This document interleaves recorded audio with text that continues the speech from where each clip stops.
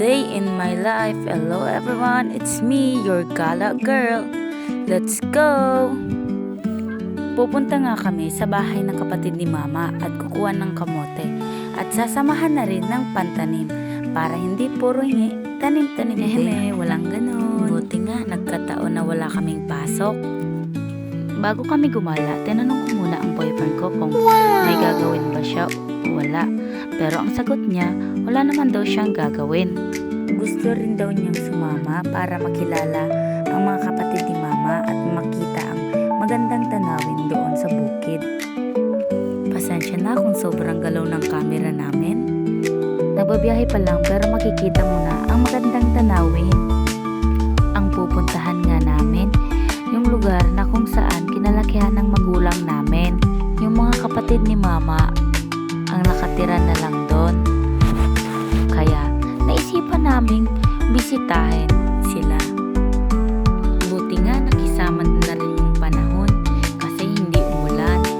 Hay, salamat! Sa haba ng biyahe nakarating din kami. Ito nga at naglalakad na kami at ang kasama ko dito ay yung dalawa kong ate at kapatid ni Mama at yung anak niya. At dito nga, ang bahay nila is malayo sa kalsada. Malayo pa ang lalakarin at sobrang putik ng daanan. Sinakyan namin na una na doon na nag-park sa unahan. Ayun nga, nakakapagod maglakad. At yan nga, pinapark yung motor. Sabi ko nga sa boyfriend ko, pwede ikaw naman muna ang humawak na cellphone, mag-video. Ayun nga, nahihiya pa ako niyan. Okay lang kahit maputik ang daanan. Basta makapunta lang doon sa bahay ng kapatid ni Mama. Dito nga ang daanan is, ang tawag dito sa amin is irrigation.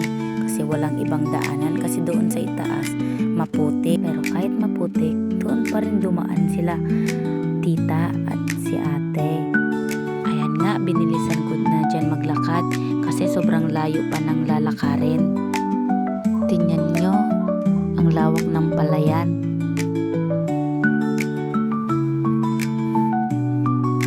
Sobrang sarap manglanghap ng simoy ng hangin. Ayan nga ang ate gala girl ninyo. Pagala-gala lang talaga siya. Pero nasa isip niyan is yung mga project sa school niya. Sabi ko sa nagpipidyo, videohan mo rin yung magandang tanawin. Ayan ang mga palayan, sobrang ganda. Sabi na sa inyo, hindi nagsisi